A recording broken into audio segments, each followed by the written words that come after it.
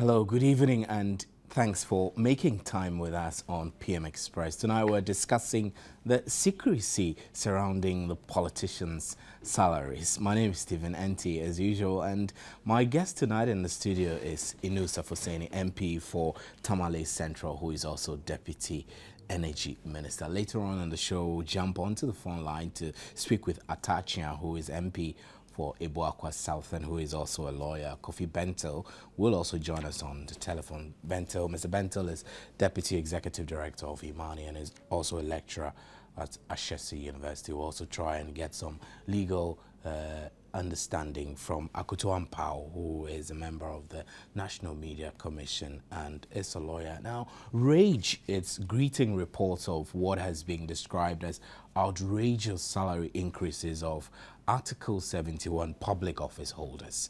But that is not the crux of the matter. Secrecy actually shrouds the Professor Barima Osei report, which gives the politicians the impetus to peg their salaries at such shocking limits. A section of the Ghanaians say the new increases is a complete rip-off and will impede the fight against corruption. But really, what's the big deal about what salaries our politicians earn? Should it be treated as classified information? To what extent does it reflect on Ghana's fight against corruption?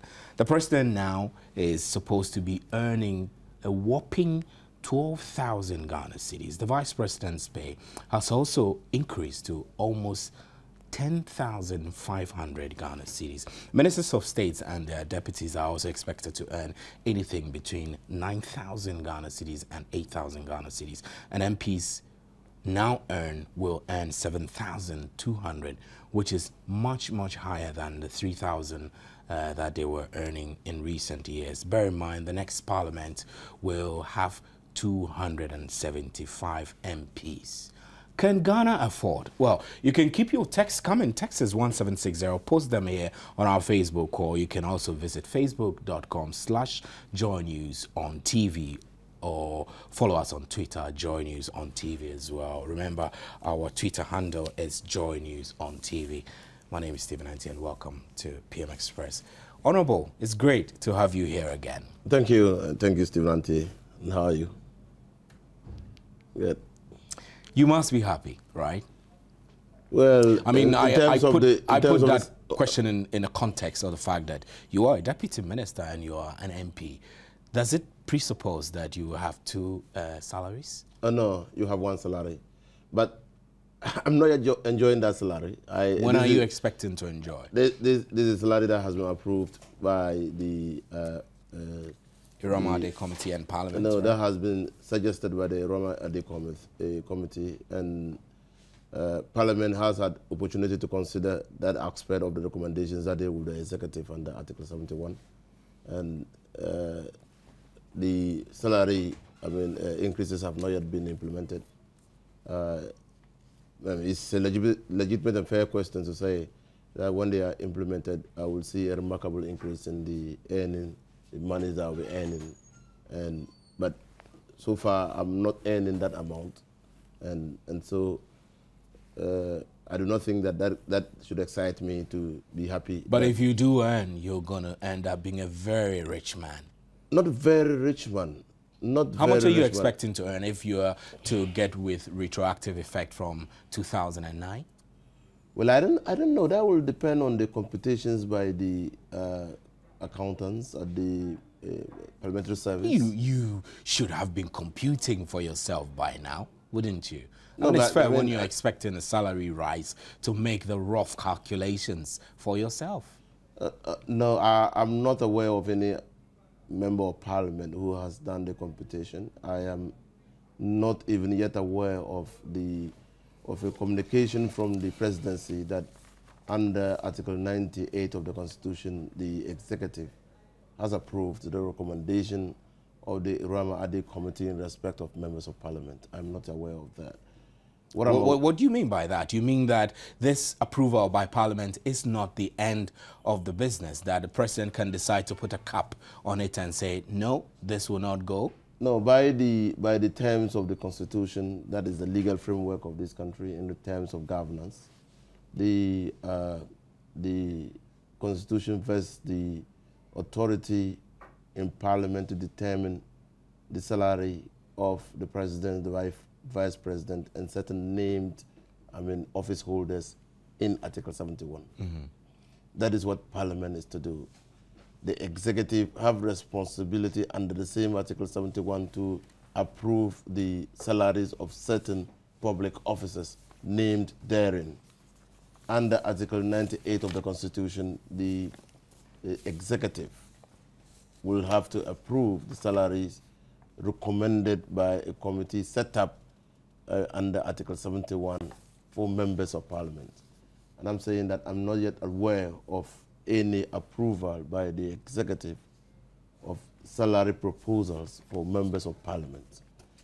It is hoped that the executive will look at the Barima Osei committee in terms of the emoluments and privileges that the committee have so identified for members of Parliament and give approval to same if, in their view, the members of Parliament merit the emoluments so stated by the Barima. So let me ask you a question, and you can answer yes or no. Are these increases a big deal, really? Well, there obviously were many things that went into determining. You wouldn't say yes or no? I would say yes or no because I was not privy to the, first of all, I was not a member of the Barima Osei committee. I'm not privy to the matters that informed the decisions of the members of the committee. What we are talking about are recommendations by members of a committee known and called the Barima Osei committee. Until those members of the committee are put to public accountability, public scrutiny, or until the report is put to public scrutiny. But why is that report being treated with so much secrecy?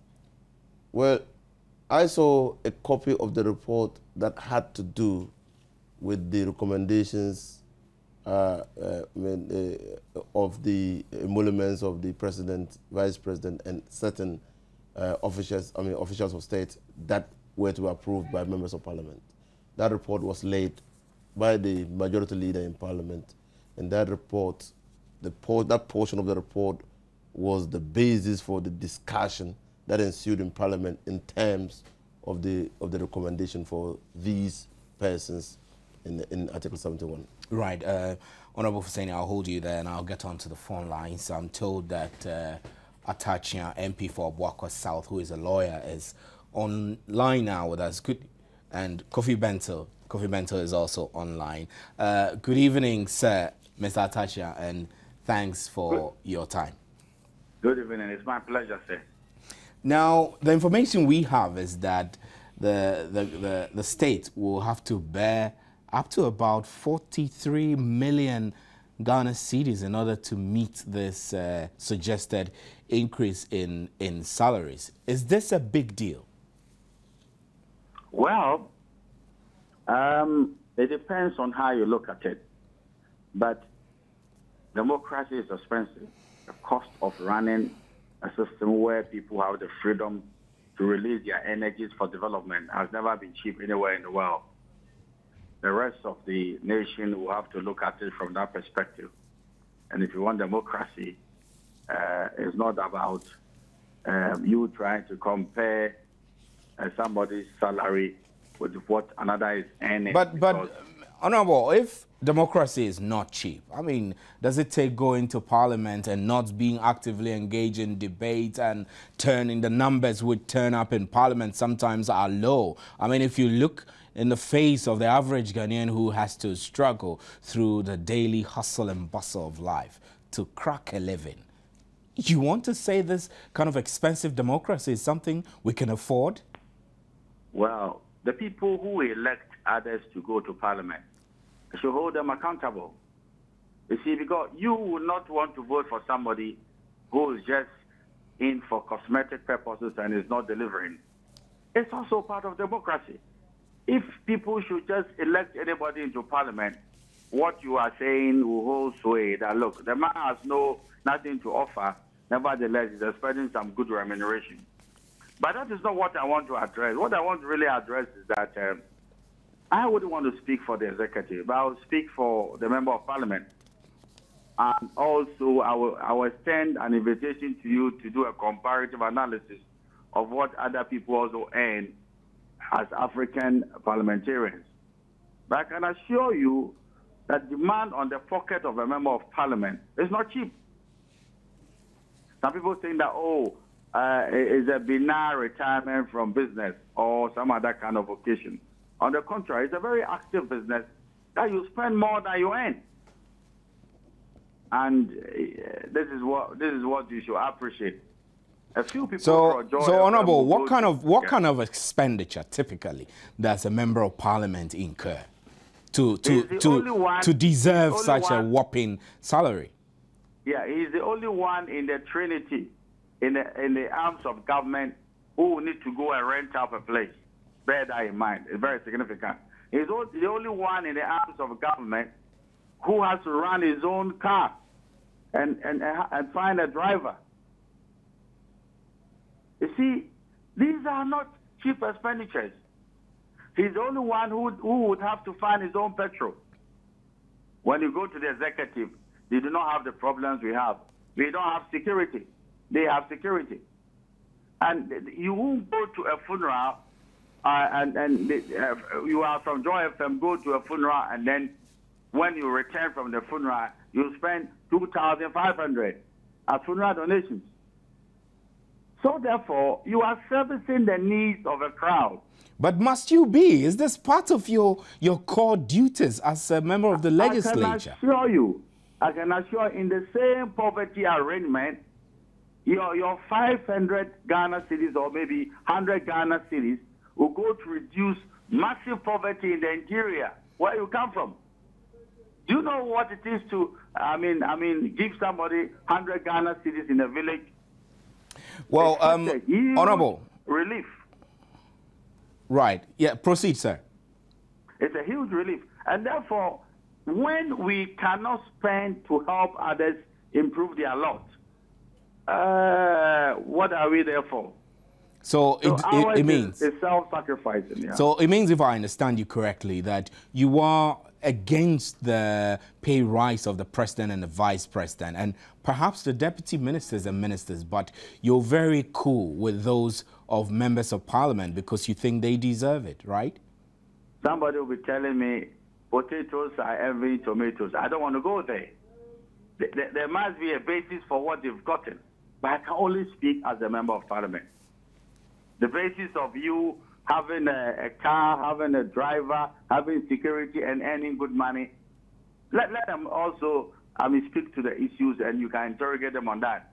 I wouldn't want to do any vain comparison as a result of what is going on. But I can assure you what the MP earns could be spirited away just a matter of 2 weeks. If he has the needs of the constituency as his heartbeat, it's not cheap. Right. Thanks very much, Honourable Atachian. We'll still hold you there and later come back to you as the discussion progresses. So, Honourable Yusuf Hussaini, you've heard him. Democracy is expensive. Is that this expensive? Well, I don't even want to get to that level. You see, let's not try to suggest by the questions that we ask that the persons who were appointed onto the committee just acted with their own discretion. They did not have to look at other parameters or other indices. Now, they had the benefit of But you told me you were not part of that deliberation. That I was not part. The committee would deliberate. I was not part. You wouldn't know what went into those deliberations. So I was not you can't part. pass a judgment that way. No, I was not part. But reasonable people appointed to a committee or to a calling perform their duties, in terms of the laws of the state, their experiences, and what has happened before. They must perform their duties in terms of what they know has happened before. And I know, as a matter of fact, that the committee had recourse to the Secrecy committee, had recourse to the first committee that was put in place to determine the emoluments of the first president of this country under the Fourth Republic. And so it's not as if to say that they had nothing to work with in the first place. For instance, in the Irama committee, the salary levels of MPs were pegged at 0.50.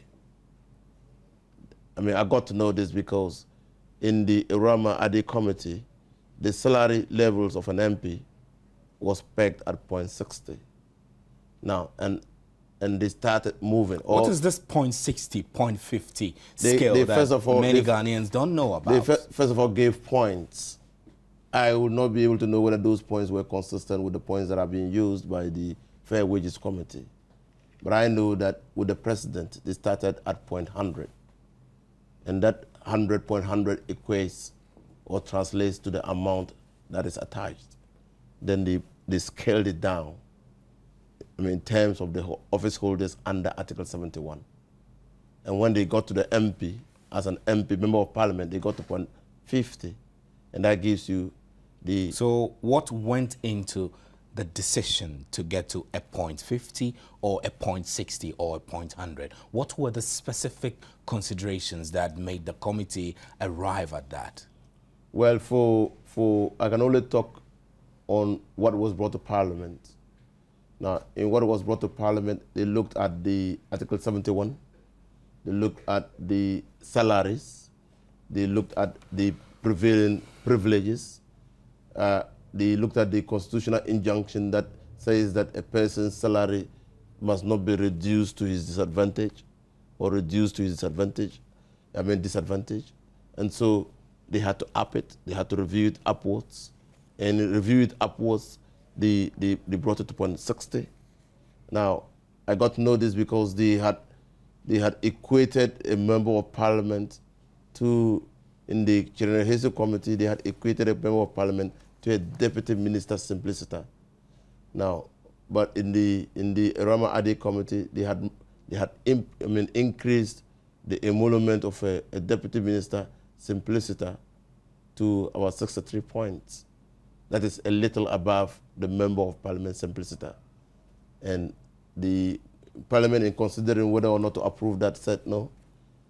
I mean, because the Secrecy committee put them on the same level, they did not see any justification. But seriously, one of the recommendations that the late President Mills made when he inaugurated this Barima committee to do this work of review of the Article 71 office holders was for the committee to come up, the final proposals should reflect the current situation. This final recommendation, it doesn't look like it reflects the current economic situation of our country. Can our country sustain such payments? Well, Stephen, that is the argument that we've been having since I sat here. You and I mean, on the face of it, can say that. On the face of it. But in the salary placement, in the use of equity and equality, the committee came to the conclusion that these salaries are justifiable. So it is for us to interrogate the reasons that they have adduced for placing Article 71 office holders at those levels. And I think that they would have known that this country's economy can bear such increases, and that's why they put them there. Now, we don't even have to look further across the West Africa sub-region to see that in some countries whose economy is not as thriving as the Ghanaian economy, I mean, Article 71 office holders in those countries, I mean, or persons who hold positions coterminous with Article 71 office holders receive salaries equal to or higher than salaries in Ghana. Now, so for me, it is not to say, like my good friend Atacha said, it's not to consider in isolation these exercises that have been taken by Barima, but to do a dispassionate analysis of what went into determining the salaries of these Article 71 officers. Right, we'll take a short break, and when we come back, we'll do these determinations. But you can join us by text 1760 or post your comment on our Facebook or facebook.com/Joy News on TV. My name is Stephen Enti. Stay with us. Welcome back to PM Express. I'll read some of the some of the Facebook messages that are coming in. Awal Ishaku Kanawu, you say that in the few years, public sector workers have been migrated to the single spine pay policy, where some have had their take-home pay doubled, with others almost tripled. In view of this, it is quite imperative to state that our politicians deserve their fair share of the single spine. It however came to me as a shock when I read from the media that the executive and legislature will be earning such highly outrageous sums as their salaries. Whilst they only single spined the Ghanaian public sector worker, the politicians ended up in quadri-spining themselves. It's a pity, Stephen. How can we be doing this to ourselves at a time that when we're still debating among ourselves whether free education should be made a national priority? May God save us. And Mikhail Sterling Akamenla says that yet the NDC believes free senior high school by Danado is impossible. It takes a big fool to vote. Well, I'm sorry, I cannot continue the rest of this message. Richard Parkwesi Ajin says that yet NDC says free education is not possible. We should even have breakfast, free breakfast. And Musa Husseini says they are all just armed robbers. That's an outrageous allegation. I'm sorry, I'll skip that. And then Eugene Agana says politicians set the minimum wage at about 8,000. I think this is 8,800 or 18,000 per annum for 18,800 per annum for the ordinary Ghanaian, with them earning a whopping 7,000 plus. Ghanaians surely deserve better. And Richie Darling says, this is unbelievable. That's why they're all fighting to be our leaders. Looking at this huge sums of money that mean SSSS is nothing. Single spine salary is nothing. And Richard Parkwesi Ajin again says, hey, every household should have a member of parliament. And he makes that usual Ghanaian, disdain sound, which I cannot read. And then that's too much. So now I believe in Nana's free SHS. At least that's the way I can also enjoy the national cake. And Parkwesi Indiako, you say that if our ministers, MPs and other dignitaries are earning these huge sums of money each month from government coffers, then it means government can afford the tuition fees of second cycle institutions, making Akufo-Addo's free senior high school dream a reality. Honorable, you're hearing many of our viewers tagging this announced increment to things, policies, promises that government could have done much better, perhaps using this money. I'm told we're joined on the line by Kofi Bentil to have a discussion on this. Thanks very much, sir, for joining us on PM Express. Thank you, too, and good evening. Good evening, sir. You've heard our panelists, Iniso Fuseni, and earlier we spoke to Atachia, saying democracy doesn't come cheap. Is this that expensive to run a democratic system in a country lower middle income like Ghana? Actually, people really like saying democracy is not cheap. But the question I asked is, compared to what? I don't think democracy is more expensive than a dictatorship, for instance. So when people say democracy is not cheap, I don't think it is accurate. What we cannot say is that good governance has a cost. But to compare democracy with anything else, I really don't think it's a good analogy. It's like saying education is expensive. And somebody will say, try ignorance. So on that issue, I think democracy is not necessarily too expensive. It's just that there's a cost to good governance. That being said, that cost must have a certain bearing on the nation as a whole. There must be some kind of correlation between the wealth of the nation and the cost of running it. So you cannot say that, well, we have a nation, even if we are poor, we are going to run our government as expensively as a rich nation does. That will not be too good. Indeed, in the past, some people believe that these tendencies were what led to the coup d'etats, where other people thought some people were enjoying whilst others were suffering. So I think there must be a certain correlation between the kind of productivity within the country, the productivity of the leaders themselves in terms of their ability to deliver wealth and do things, make decisions, and take actions which improve the lot of the nation as a whole. Then we can pay them commensurate with the kind of wealth they've built. And I'm not saying this for saying sake, because if you have a situation where people just cut themselves off the reality of the ordinary person, and I'm not saying you should pay the president like you pay a messenger, but where you have a situation where politicians constitute a separate class who give themselves all kinds of perks and behave as if everything is okay with the rest of us, you are going to have a problem within the body politic. We need to have a situation where there is a certain correlation between how much government costs and the productivity of government. And when I say this, I refer to Parliament, for instance. We have 230 or so parliamentarians, and we all know that even with all the committees and things that they do, about half of them are not very, very productive. So it beats my mind why they will award themselves. Mr. Bento, let me draw you back. I mean, you're just saying that half of them are not productive. What, in your estimation, would you call productivity? They come, they turn up for debate. Is that not productivity? In the first place, there are countless pieces of evidence about times when parliamentarians did not turn up.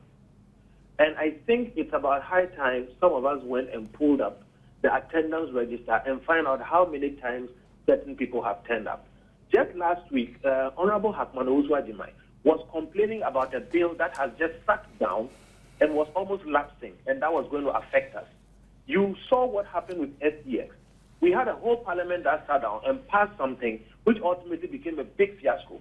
And there have been countless occasions when parliament has acted in ways that clearly didn't, give people a certain sense that it was a very diligent body. With all due respect to the honorable members, there is a lot to be desired from their work, and they know it themselves. Okay, so indeed, there are all kinds of ways we can determine that our parliament is not living up to our expectations. Right, so, I mean, these things are critical, but despite all the criticisms that they deserve, don't deserve, the back and forth that is going on, will Imani put a particular figure that you feel that the ministers, the executive, and the MPs deserve, really? Will you put a figure to it? No. No, for a number of reasons. We need to go through certain considerations before we can suggest a figure like that. We haven't gone through those considerations. In the discussions, however, that have gone on concerning this issue about paying parliamentarians, the more important issue is not the quantum, although that is very important when it comes to how people feel. But I think the more important issue is the process. And the fact that all this is shrouded in all kinds of secrecy and, horse trading, going back and forth. If I wanted to find the salary of the President of the United States, I know where to go to find it. But it is difficult to find some of those pieces of information here. And the question is, why are they hiding all these things in all kinds of secret procedures? That tells you that there is something they are afraid of. There should be no problem in making public the salary of an average parliamentarian. So for us, we will not dabble in the issues of quantum. Because indeed, if you are paying the man 7,000 cedis or dollars, and his productivity is yielding us 20,000, there is nothing to complain about. Okay? Yeah. So the idea is that to separate themselves from the rest of the body politic and award themselves such sums of money, which is what maybe they need to survive in this system. Okay? It sounds a bit as if they are aloof. And then the fact that they are hiding all of that under all kinds of secret procedures, raises the suspicion levels. So the first thing that we will ask for is that let there be transparency in these things. And if indeed they've done a good job, with transparency, we will all applaud them. If they are hiding something, then there must be something that they need to hide, which means that if we knew what they were doing, we are not likely to be happy.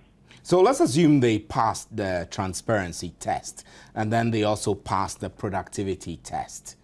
Would you say these rise could be sustained by the country under the current economic situations? A number of things. One, if they pass the transparency test and make sure that everybody knows what each person is getting, then you will see whether the people who voted for them are happy or not. And that will reflect in the voting. So people will start demanding things of their parliamentarians. And that will reflect in the voting. Secondly, then we'll be able to ask them to account or to give us value for the money that we are paying them. And if the country is able to afford it or not, over time, we'll be able to tell. Okay? So again, if our parliamentarians are doing so well that it is yielding all kinds of benefits for the country, I don't think anybody is going to complain about paying them a certain amount of money. So for me, the transparency test is the first most important test. Let us all know what everybody is taking, not only in salary, but other emoluments, the perks and other things that come with the office. We know they are going to be giving offices. There are plans to build offices for them in the various constituencies. They take car loans, and we hear some of them don't pay back. All kinds of things which we may not know about. If you take the presidency as well, the emoluments actually consume more money than the salaries themselves. So the first thing is the transparency test. And if we pass the transparency test, other things will find their level, because then they will be made or forced to show value for the kind of money they are taking from us. Right, thank you very much, Mr. Bentil. We'll go back onto the line again to speak with Honorable Atachia, who is MP for Ibuakwa. Good evening, sir, and thanks for staying on the line. It's my pleasure, sir. Yeah, you heard the arguments, the productivity argument and the transparency argument. Do you think that members of parliament deserve the rise because of their productivity, or what? Well, on the issue of productivity, I don't know who is measuring productivity. Must we not measure productivity before we think about salary rise? There are lots of people who are facing this situation currently. Well, the volume of work that parliamentarians are supposed to do, who measures it? Well, volume of work. Half the time, people believe that is what they see in graphic, which is evidence that a parliamentarian is working. There are several things they do behind the scenes. For instance, when you go to the House floor and it's half empty, it's not indicative of the fact that people have abandoned their responsibilities and maybe on their private pursuits and all that. What is it then? What is it then? I mean, it's clear. There are committees. There are, for instance, committees that will go into serious matters of national importance. Let me give you an example of the Finance Committee. It's a very powerful committee of parliament that every financial undertaking of this country with external implications are verified and really assessed and analyzed and interrogated by that committee. So therefore, if you have some of the members of the committee not showing up on the House floor, that should not minister to Joy FM that these are the absentee members of parliament who are just interested in remuneration but not productivity. What about work in the constituency, for instance? That people go to the constituency, they visit areas in the constituency, they monitor the jobs that are ongoing, they tax them, people come in, you need to listen to their problems and solve problems. The member of parliament is not on a holiday as some people. So you think productivity should not be measured by the presence of the MP in the House? Oh, that is a very poor measure of the kind of work we do. You see, because even on the House floor, how many people will really rise up and be afforded the opportunity to make very serious arguments and all that? Half of the time, the background work has been done. And therefore, when it's brought to the House floor, the contributions are not just, trying to impress people. Because the job has been done, a few people rise up and comment on the issues, they move the motion, it's carried, and we continue with the business. So I'm afraid we shouldn't try and say that, well, we want democracy, but let's try and finger the MP as the most useless factor in the whole democratic equation and single them out for vilification because they are taking so much money. I don't know how many people will go to their constituency and there's a queue of people as if you are doing a consultancy or a priest meeting congregation members and meeting their problems. These are some of the serious work we do, and you can't run away from it. Thank you very much, Honorable Atachi. I'll come back to the studio now to you, Honorable Fuseni. Must we be having these arguments?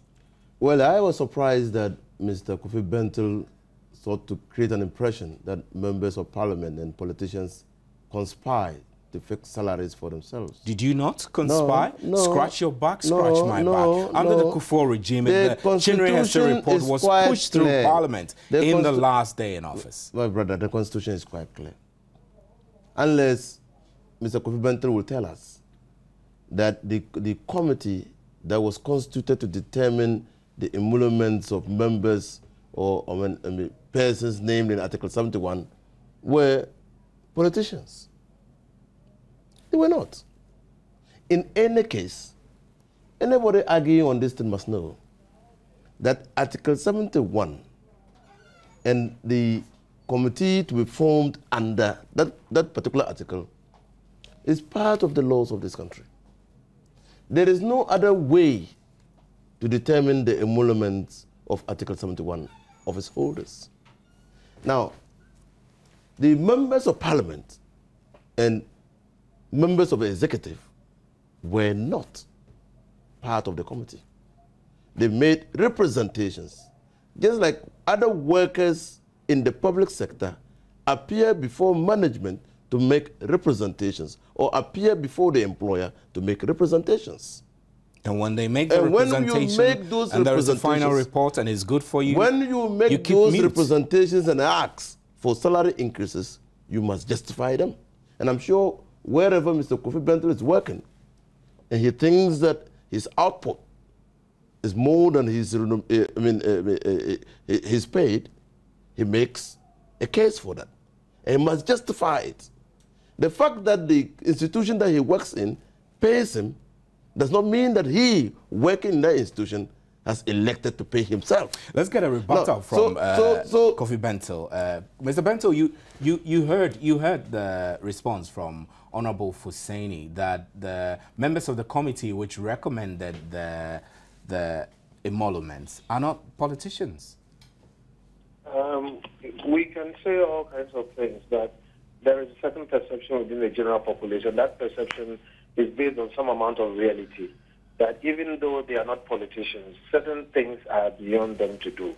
So, for instance, you might say they have total independence in determining what they are going to give to the parliamentarians. But if you ask some of them, they will tell you all kinds of things which go into what they consider. From Green Street report through to the Barima Osei report, okay, it looks independent, but not many people believe that it is entirely independent. And this is with all due respect. So what would you recommend to replace such committees which you think are not? I don't recommend a change. Yeah. I don't recommend a change.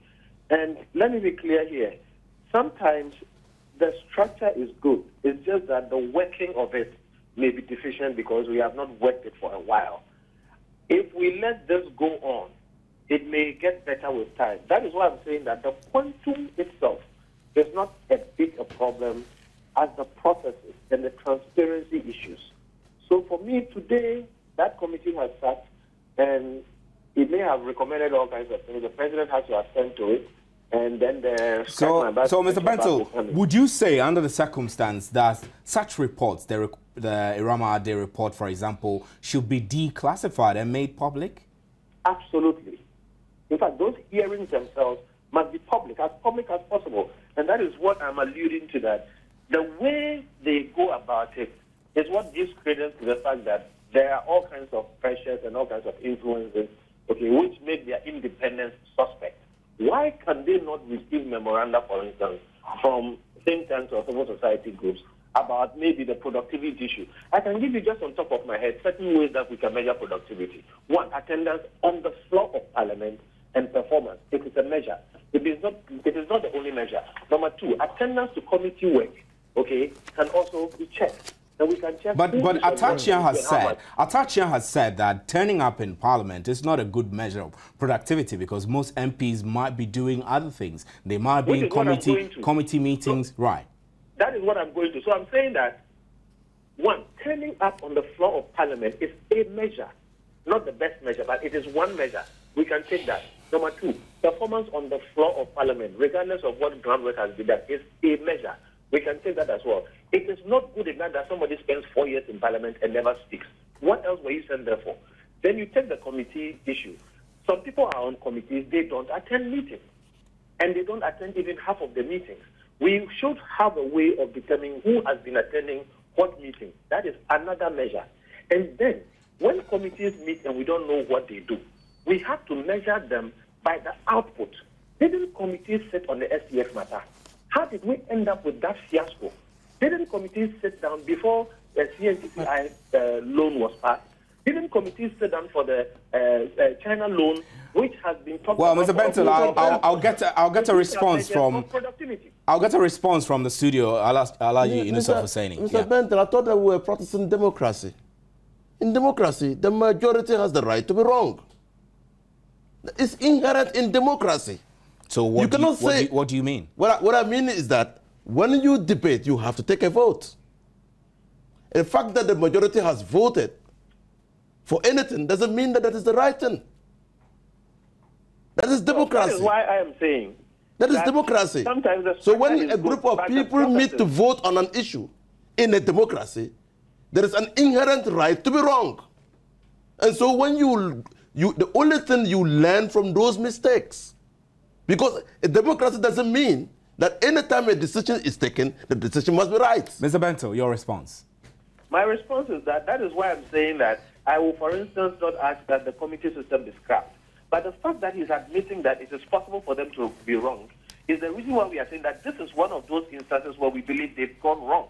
And that is why I'm saying that there must be transparency, because that committee that sat to set those emoluments should have been opened up to other professionals, to other people, just to give them memoranda, so we know the processes by which they arrive at that figure.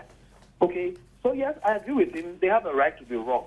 But then they also have a right to be told when they are wrong. Okay? And sometimes they must just appreciate the fact that, look, you live in a country, there's a certain socio-economic milieu, okay, that you are within. You cannot separate yourself from that system and behave as if you are not affected by the things that affect the rest of us. That is the reason why they can't make what they do public, which is the reason why the rest of the populace, if they hear what they are doing, there will be a backlash. So I'm saying, yes, they are right to be wrong, but they should not say because they are right to be wrong, they're going to close their eyes to some of the things that people say and just continue being wrong. But that is the issue. Mr. Bento, we tried. I mean, our production team tried to get a copy of this Barima Osei report, and we didn't get. Instead, we got a photocopy of Standing Orders 43, 45. So this feeds the corruption element of the discussions that are coming up, right? Exactly my point. Why the secrecy? Why do they have to make it so watertight? Why is it that we cannot be open and plain about how we calculate the emolument of our public servants? Right, Mr. Fustoni, so why the secrecy? But do we have to blame Parliament for that? Parliament did not constitute itself into the committee to determine the salaries. Do we have to blame Parliament for that? Parliament had a responsibility to approve of the emolument of the executive. And approved in secrecy, right? No. Well, Parliament, by the standing orders that you just referred to, can sit as in a closed sitting or an open sitting where the public can partake. I mean, can watch or observe proceedings. So why did you choose a closed sitting this time around? Because it's matters of salary protected by law. Your salary is protected by law, unless you choose to tell everybody how much you earn. But you are a politician, and you said the public, you're paid by my taxes. What I'm saying, I have a right to know how much you're paid. You have and the right every to negotiation that goes into that, you have a right to know how much I'm paid. You have the right. But I'm saying that the salary and emoluments of any person, public or private, is protected by law. If you choose to make it public, that is your choice. And so, in determining the salaries, we respected the laws of the land. And we thought that in discussing those, I mean, the recommendations of a Barima committee as Parliament, we should be cognizant of our responsibility to give effect to the laws of the land. But everybody today is talking about the ranges. Everybody is talking about how much the president has earned. It means that we were also aware, keenly aware of the fact that after our decisions have been taken, they'll be public. But the fact that people are complaining is because this is not in sync with the current situation on the ground. There are people who are struggling. ClockSAG members are on strike, and they're demonstrating over salary issues. And then every now and then we have strikes. We have health workers going on strike. So these things, CDD says 63% of people are complaining that the economy is hard. Well, these are issues. These are real issues people will bring to the table when they're saying the salaries are whopping. They are real issues. I'm not disputing those issues. And I'm not saying that people who receive low salaries have no right to complain. I'm basically just saying that there was a formula that the committee used. We interrogated the formula as regards the members of the executive. The formula was protected also. Well, it was not. Probably if you ask how the formula was arrived at, it will be made available. We have not asked. I'm saying that Parliament was satisfied that the formula that was used in respect of the persons whose emoluments and privileges have to be approved by Parliament was right. And so we proceeded to approve. I mean, subject to certain amendments to the recommendations. Again, Parliament demonstrated its power in that respect by saying that even though the Barima Committee recommended certain emoluments, we, in the exercise of our power to approve, amended certain portions of the recommendations. Have you amended certain portions? Yes. Okay, which portions are these? Well, we placed deputy ministers apart with members of Parliament, simpliciter. Simpliciter. You didn't cut down how much they will earn. We said previously the executives were entitled to 2 houses. In our view, they should not be entitled to 2 houses. They should be entitled to 1. The president must be entitled to 1. The number of vehicles that the executive must use, the president must use on retirement or on leaving office was determined. His security detail was determined. So these were powers that we exercised on the recommendation. So what I want to say is simply that, yes, it's true that when the salaries and emoluments or privileges of members of Parliament and politicians in general are increased, it raises furore. There's public opprobrium on that. And this that is simply because we are in the democracy and people will have alternative views. Whether the salaries of politicians are increased or not, and in respect of members of Parliament, people will contest them. People will contest. Let's go back to Mr. Kofi Bento. Now, when our production team tried to get copies of the Barima Osei report, we were directed to go to the Chief of Staff to get a copy. Should the presidency be responsible for printing out these recommendations or the reports, the Barima Osei reports, really? Oh. Well, the runaround is just a way of frustrating you because I don't think anybody has gotten access to the report. And that also speaks to the independence of the committee. The president should not have been part of this arrangement. The report, which is also setting the president's emoluments, shouldn't have anything to do with the office, for which reason they ask you to go there, which is part of the problem with their so-called independence. The issue is this. If they believe that what they've done is above board, they say sunlight is the best disinfectant. Expose it. So it's a very simple test. Look, we can say everything that we want to say. And again, remind you that these are some of the reasons why some people took up arms at a certain time of our history. So it is pertinent that we learn from those pieces of history and correct ourselves going forward. It is not a matter of secrecy, how much public officials, especially politicians, are paid. The advanced democracies that we are trying to copy, go and check. It is all public information. Government is not the place to go to get rich. It is a place to go to serve. You must not have any qualms about your emoluments being known. So I have a problem with why all of those things have to be shrouded in that secrecy. And the fact that you have not been able to get it and nobody else has been able to get it speaks volumes about the fact that what it contains is something that they will not be comfortable exposing to sunlight. Because there will be opprobrium, but not just opprobrium, very loud opprobrium, because they would have been detached from the rest of the system, which they preside over. So, we can say all the things that we want to say, but there's always the reality check and the response from the people who they represent. And to the extent that they are not doing what the people they represent want, like, or are happy to approve, there is something wrong with that process. Thank you very much, Mr. Kofi Bentil. And I have a couple of messages. Again, let me refer Mr. Kofi Bentil to the reasons why you were directed to the Chief of Staff's office. The committee to be set under Article 71 is to be established by the President on the assumption of office to determine his salary. So if a committee is put in place by the President, to whom did they submit the report to? The presidency. Yeah. And the Chief of Staff is the #1 officer at the presidency. So you say that referring us to the Chief of Staff for that report is in order? Well, the other person probably they would have referred you to would have been the President, because he set up the committee. And that is the Constitution, that is what the Constitution requires him to do.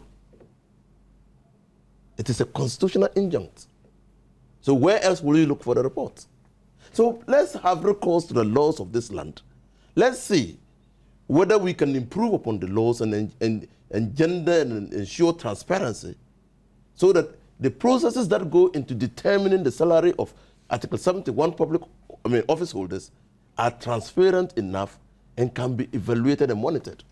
Right, I'll quickly jump to some of your messages that have been pouring in on our Facebook portals. This one from Bob from Mine Here says, I want to know how much our former presidents were earning since they retired on their salary. And then someone says, Stephen, find out how much the managing director of Graphic Communications Group earns compared to that of the president.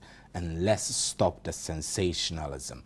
12,000 Ghana cedis for the president is not too much. This comes from Razak in Tamale. Thanks, Razak, for your comment. And this one from Mohammed in Abuakwa says, Alhaji, what did you say about the salaries of the previous administration? I don't think anybody forced them to be MPs. This is from an unknown comment. And SK from Aflau says, what the MPs are doing is dangerous. Other workers will start demanding higher salary. And then this one says the politicians are throwing dust into our eyes. What's good for the goose is good for the gander. I'm a teacher and my salary for October is 2/3. And almost majority of teachers are facing this. And this from Combat David Onfenso says, please ask Honorable Enosa why teachers could not receive their normal salaries this month. And Nana, this is not meant to be said on air. This is from Nana Kwesi. Salaries for the executives is not normal comparing to public sector workers. And then Fidelia from Tamale, you say, Ghana, so the government has this much and free education is not possible for us the poor? And then this one from Stephen Inchi, he says, I would like to know how much DCs are earning.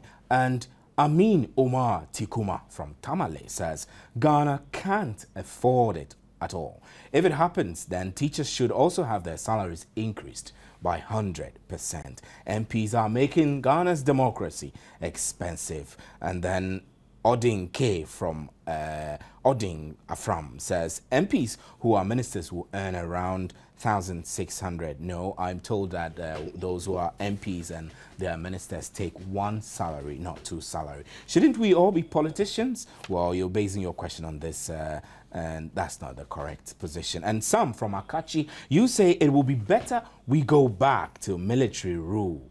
I, for one, will not vote. That's unfortunate. And Shahara in Tamale says, if one is minister as well as an MP, Would you receive both pays? Well, we've said here that no, you will not receive both pays. And Akoto Razak Tamale says MPs deserve to receive high salaries. Honorable Inusa, keep the good work for Tamale Central. Andy from Chamba says these politicians are taking Ghanaian workers for a ride. We Ghanaians must protest and strike. And the ministers, the president, ministers and MPs are not the only people in Ghana. Shame unto them. They're all hypocrites. And we got more from Peter Sichofe Doche.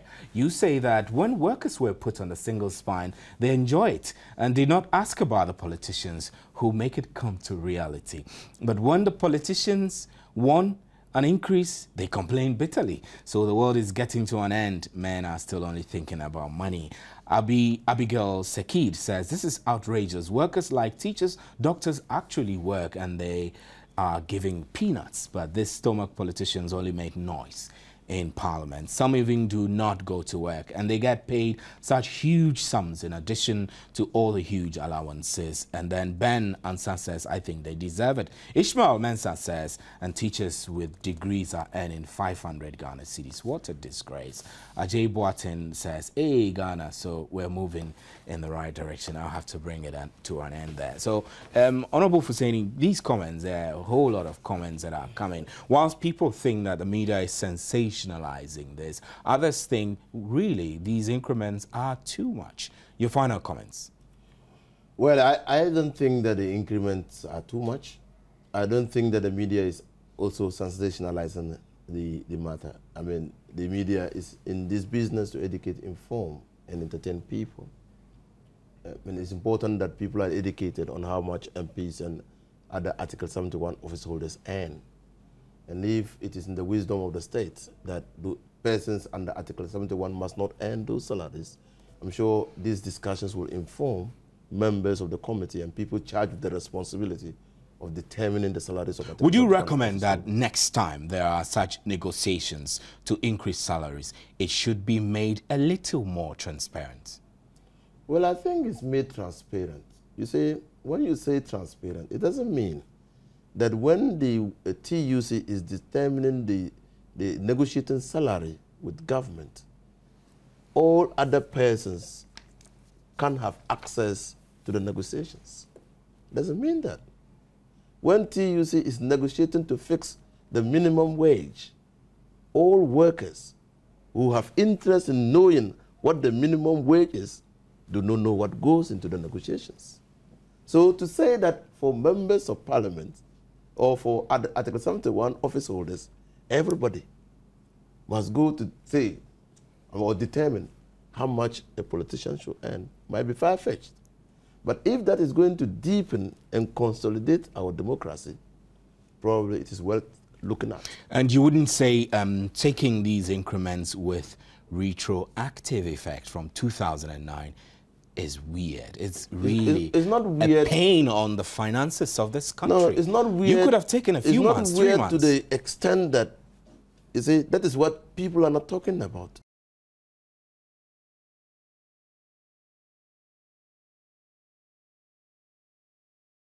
Leaving on to determine the salaries of Article 71 office holders did not so determine the salaries. So if you take retro,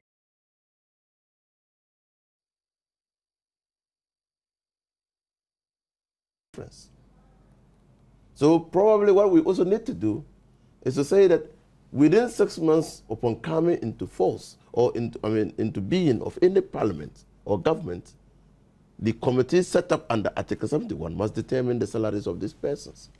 Simple. So that you have only few months backlog. Because that is what the Constitution says.